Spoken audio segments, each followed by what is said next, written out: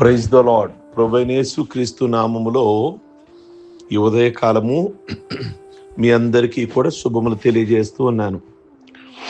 ఈ ఉదయకాలమందు పరిశుద్ధ గ్రంథంలో హెబ్రీలకు రాసిన పత్రిక 12వ అధ్యాయము 14వ వచనం నుండి 17వ వచనం వరకు అక్కడ వ్రాయబడిన మాటలు చూస్తే ఏశావు అని ఒక యవనస్తుడు కనబడుతున్నాడు.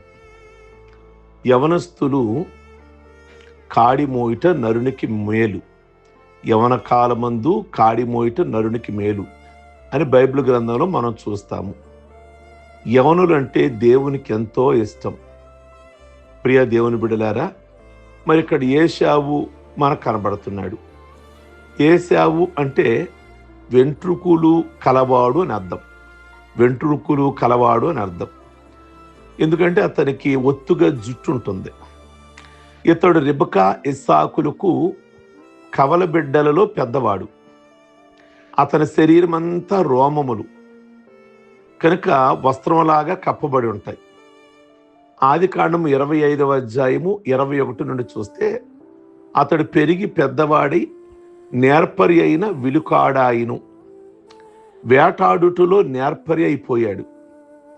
తాను వేటాడి తెచ్చిన మాంసమును తన తండ్రికి తెచ్చిపెట్టేవాడట. తండ్రిని సంతోషపరిచేవాడు. ఇతను జ్యేష్ఠుడు.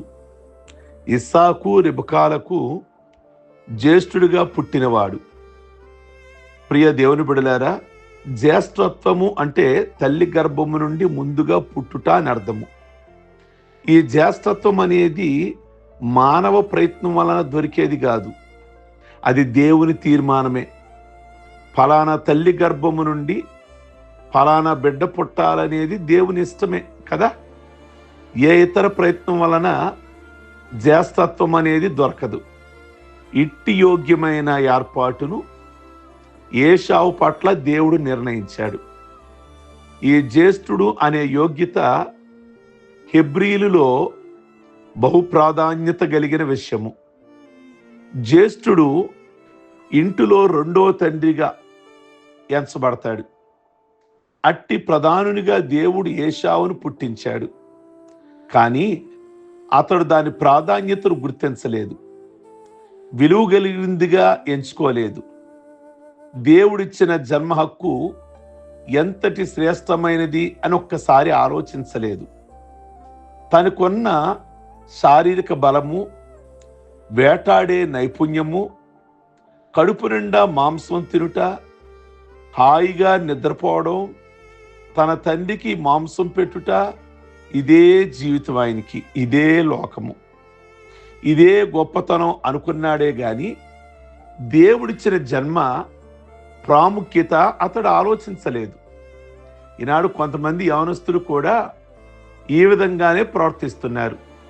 వారి విధానాలు సాతానుకు సంబంధించినవిగానే సాగుతున్నాయి. మేము క్రైస్తవులం కదా, దేవుని పేరున్న బిడ్డలం కదా అనే విధానంలోనే సాగుచున్నారే కానీ నీతి విధానాలలో గొప్ప కుటుంబ గౌరవనీయమైన జీవితంలో జీవించడానికి ఇష్టపడటలేదు. దేవునికి ఇది ఎంతో విచారము. ఆదికాండము 25వ అధ్యాయము 27లో ఏశావు వేటాడుటి యందు నేర్పర్యై అరణ్యవాసిగా నుండెను. యాకోబున్నాడక వాళ్ళ తమ్ముడు సాధువుగా గుడారములో నివసించుచుండెను అని ఉంది. చూసారా, యాకోబేమో ఇంట్లో ఉండే సాధువులాగా ఉన్నాడు, గుడారములో నివాసము. ఏశావేమో వేటాడుటలో అరణ్య నివాసము. రెండిటికి ఎంత తేడా గమనించండి. ఏశావేమో పెద్దోడు అరణ్యవాసి, అన్ని మొరట పనులు, అరణ్యపు అలవాట్లు అలాగే ఉంటాయి. అరణ్యం అంటేనే క్రమము లేని జీవితం, పద్ధతి లేని జీవితం. కనుక అటువంటి జీవితానికి ఇతడు అలవాటు పడ్డాడు. ఎప్పుడు పని చేస్తాడో తెలియదు, ఎప్పుడు నిద్రపోతాడో తెలియదు, ఏ నియమము కూడా లేదు. అదే అరణ్యపు పనులు. తన ఇష్టం వచ్చినప్పుడు అన్నట్లుగా ప్రవర్తించేవాడు. అడవి అలవాట్లు, అడవి సంభాషణలు, అంటే అన్ని మొరట పనులు. ఇట్టి విధానంలో ఏశావు ఎటువంటి వ్యక్తిగా తయారయ్యాడో గమనించాలి. అరణ్యం అంతా తిరిగి తిరిగి అలసిపోయేవాడు. అక్కడ నుండి ఇంటికి వచ్చేవాడు. ప్రియ దేవుని బిడ్డలారా, అందుకే అంటాడు, నేను అలసి ఉన్నాను అంటాడు 25వ అధ్యాయం 30వ వచనంలో. ఆ ఎర్రగా ఉన్న దానిలో కొంచెం దయచేయమని తమ్ముడిని అడుగుతాడు. 32వ వచనంలో నేను చావబోచున్నాను అంటున్నాడు. చూసారా, ఈ యవనస్తుని ఆతురత క్షణకాలపు ఆకలి నిమిత్తము. జ్యేష్ఠుడు పెద్దవాడు అన్న హక్కును కూడా తృణీకరించుకుంటున్నాడు. దాని విలువలో ఉన్న శ్రేష్టతను ఇతనికి అర్థం కావట్లేదు. యవనస్తులారా, మీ స్థితి ఒక్కసారి ఆలోచించండి. అల్పకాలము పాపభోగముల నిమిత్తమై శాశ్వతమైన దేవుని ప్రేమను తృణీకరించుట న్యాయమా? ఒకసారి ఆలోచించండి. క్షణికమైన ఆవేశం కోసం, అనగా అల్పకాలము కోసం దూరముగా ఉన్న ఆశీర్వాదాలను ఏశావు నిజంగా పోగొట్టుకున్నాడు. పరిశుద్ధత నెరగనవాడు.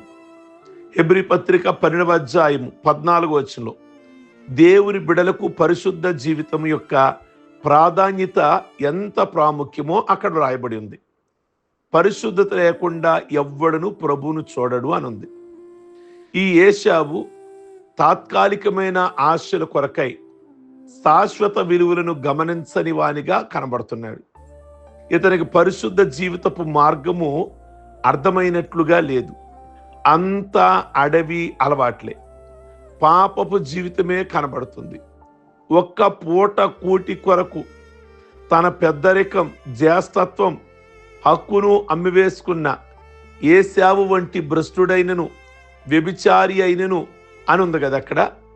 అంటే ఇతడు భ్రష్టమైన జీవితం గలవాడు. అన్నియు భ్రష్టమైన లక్షణాలు. ఇతని హృదయము సాతాను ఆక్రమణలో ఉన్నది. వ్యభిచార పాపమునకు అలవాటుపడిపోయాడు. మీరు దేవుని ఆలయమై ఉన్నారు, దేవుని ఆత్మ మీలో నివసించున్నాడని మీరు ఎరగరా? ప్రియ దేవుని బిడ్డలారా, జారత్వ పాపమును గూర్చి ఇలా ఉంది. మనుషుడు చేసే ప్రతి పాపము దేహానికి బయట ఉన్నది, కానీ జారత్వం చేసేవాడు తన సొంత శరీరమునకు హానికరముగా పాపం చేస్తున్నాడు. కనుక మీ దేహము దేవుని ఆత్మకు నిలయమై ఉన్నదని మీరు ఎరగరా? ఎవడైనను దేవుని ఆలయమును పాడు చేసిన యెడల దేవుడు వానిని పాడు చేయనని అక్కడ ఉంది. ఈ ఏశావు దేవుని ఆలయమైన తన శరీరాన్ని కామముతో నింపుకున్నాడు. దేవుని వాక్యము చెప్పినట్లు అతడు దేవుని ఆలయాన్ని పాడు చేసుకున్నాడు. కనుక దేవుడు అతనిని పాడు చేశాడు. ప్రియ దేవుని బిడ్డలారా, ఏశావు పాపం వలన అతనికి ఎంతటి నష్టం కలిగిందో గమనించండి. శాపమునకు బలైపోయాడు. నిజంగా ఇది దుఃఖకరమైన తలంపు కదా. తన శరీరము అపవిత్రమైపోయింది, తన కన్ను అపవిత్రము, తన మనసు అపవిత్రము, ఊహలన్నీ కామపు ఆలోచనలే. ప్రియ దేవుని బిడ్డలారా, కనుక భక్తి కలిగిన తల్లిదండ్రులకు పుట్టినవాడే గాని తన పాపపు జీవితం వలన పరిశుద్ధ జీవితము జీవించనందువలన ఏశావు విసర్జించబడ్డాడు, పతనమైపోయాడు. పరిశుద్ధ జీవితాన్ని ప్రేమించి దేవుని చూడవలసిన వాడు నిజంగా చాలా బాధ కలిగే విషయం. ఆ తర్వాత ఏడ్చాడు ఏశావు. హెబ్రీ పత్రిక 12వ అధ్యాయము 17వ వచనములో ఉంది, ఏశావు ఆ తర్వాత ఆశీర్వాదం పొందగోరి కన్నీళ్లు విడుస్తూ దానికోసం శ్రద్ధతో వెదికెనెను అనుంది. ఏశావు ఏడ్చాడు. ఎప్పుడు? ఆ తర్వాత అంటే ఎప్పుడు? ఆశీర్వాదం పొందగోరింది ఎప్పుడు? కాలమంతా గడిచిపోయాక, విలువైన పరిశుద్ధ జీవితం పాపములో గడిపి దేవుడిచ్చే అవకాశాలన్నీ దాడిపోయిన తరువాత ఇప్పుడు ఆశీర్వాదమును గూర్చి తలస్తున్నాడు. చాలా మంది యవనస్తులు కూడా వారికి దేవుని వాక్యము అందిస్తున్నప్పుడు, దేవుని దాసులు చెప్తున్నప్పుడు, ప్రియ దేవుని బిడ్డలారా, జబ్బు రాకముందు దేవుని వాక్యమును వినరు, లెక్క చేయరు. అలా కాలము గడిపి పాపములోనే జీవిస్తారు.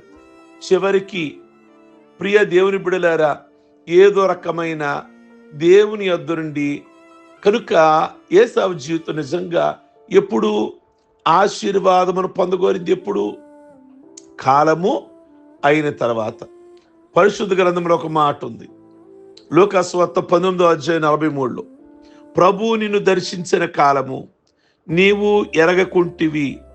ప్రభు అవకాశం ఇచ్చిన కాలం, దేవుడు దొరుకు కాలము నువ్వు వెతకాలి. ఆ టైంలో నిర్లక్ష్యంగా ఉండకూడదు. కనుక గమనించండి, ఈ ఉదయకాలమందు తృణీకరించబడిన యేషావుగా 12:17 హెబ్రీ పత్రికలో మారు మనసు పొందని అవకాశము దొరకక విసర్జించబడిను అనుంది. ప్రశస్తమైన వయస్సును, బలాన్ని కలిగి ఉన్నప్పుడు జ్యేష్ఠత్వపు హక్కును, దేవుని పరిశుద్ధతను, నీతి కార్యాలను తృణీకరించాడు.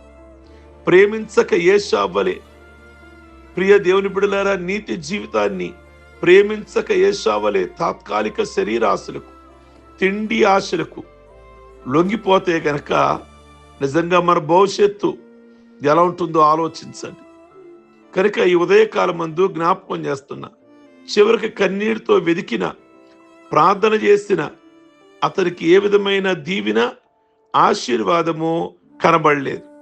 కనుక అందుకే మన భాగంలో టైటిల్లో పెట్టాం, విసర్జించబడిన యవనస్తుడు ఏశావు. కనుక ఈ ఉదయకాలం మందు పెద్దలైనా, యవనస్తులైనా, వృద్ధులైనా, ఎవరైనా కానీ సమయము దాటిపోయిన తర్వాత కాలం విలువ తెలుసుకునే బదులు ముందుగానే తెలుసుకొని నిజంగా ఎలాంటి జ్యేష్ఠత్వం, ఎలాంటిది, అది అందరికీ వచ్చేది కాదు. దేవుడు నిన్ను ప్రేమించి నీకు అనుగ్రహించాడు. దాన్ని నిజంగా రెట్టింపు దీవెనకు యోగ్యులు జ్యేష్ఠత్వం అంటే. అటువంటి దీవెనని ఏశావు మొరటవాడయుండి, అరణ్యపు వాసయుండి, నిజంగా ఆ పనులకు అలవాటు పడిపోయి, మొరట పనులకు అలవాటు పడిపోయి, ఒక క్రమశిక్షణ లేని జీవితానికి అలవాటు పడిపోయి నిజంగా దైవాశీర్వాదానికి దూరం చేసుకున్నాడు. పెద్దలైనా, యవనస్తులైనా, స్త్రీలైనా, పురుషులైనా, సేవకులైనా, విశ్వాసులైనా. కనుక అట్టి మనస్సును మనం విడిచిపెట్టి సాధుజీవిగా మనమందరము కూడా మనం జీవిద్దాం. ప్రార్థించుకుందాం. సర్వశక్తి కలిగిన తండ్రి, విసర్జించబడిన ఏశావు, మా జీవితంలో మీరు మమ్మల్ని విసర్జించొద్దు. కాలము దాటాక ప్రార్థించే బదులు, సమయం దాటిపోయాక తెలుసుకునే బదులు, ఏదైనా ముందుగా తెలుసుకోవడానికి, నేర్చుకోవడానికి, ఆశీర్వాదం పొందుకోవడానికి కృప దయచేయమని ప్రార్థన చేస్తున్నాం. నిజంగా అన్నీ అయిపోయాక ఏడ్చాడు తండ్రి దగ్గరికి వచ్చి. ఆశీర్వాదాలు అన్నీ అయిపోయినాయని కుమారుడు చెప్పాడు. అయినా నన్ను దీవించండి అన్నాడు. దీవులన్నీ అయిపోగా ఇక నిజంగా యాకోబు శపించాడు. అయ్యా, ఇస్సాకు శపించాడు. దీవులన్నీ అయిపోయినాయని. అలాగును కాకుండా మా జీవితంలో ఈ ఉదయకాలం ముందు మీ సన్నిధిలో మోకరించి ప్రార్థించి విధేయులుగా ప్రభువా, అరణ్యపు అలవాటులు, మొరటితనము మాలో ఉన్నట్లయితే తొలగించి సున్నితమైన స్వభావాన్ని దయచేయమని ప్రార్థిస్తూ ఈ మాటలు ఈ మార్నింగ్ ప్రతి వారికి కూడా దీవెనకరంగా, ఆశీర్వాదకరంగా ఉంచి వారి జీవితాలను దిద్దే మాటలుగా ఉంచమని ప్రార్థిస్తున్నాం. పెళ్లి రోజులు, పుట్టినరోజులు, రక్షణ పొందిన రోజులు చేసుకుంటున్న బిడ్డలందరికీ ఆయుష్, ఆరోగ్యము, వారి జీవితాలలో ప్రభువా ప్రత్యేకమైన మేలు సంవత్సరాలు జరుగుచుండగా మీ కార్యాలు నూతనపరిచి ప్రతి ఫ్యామిలీలో ఉన్న సమస్యలన్నీ, బంధకాలన్నీ, ఆర్థిక ఇబ్బందులన్నీ, అనారోగ్యాలు అన్నీ కూడా, సాతాను కార్యాలన్నీ కూడా విడిపించి సంతోషము, సమాధానముతో నింపమని యేసు పరిశుద్ధ నామములో అడుగుచున్నాం తండ్రి. ఆమేన్. ఈ వర్తమానం మీకు దీవెనకరంగా ఉంటే అనేకులకు ఫార్వర్డ్ చేయండి, లైక్ బటన్ నొక్కండి, అలాగే కామెంట్ బాక్స్లో మీ అభిప్రాయాన్ని వ్యక్తం చేయండి. Okay, God bless you.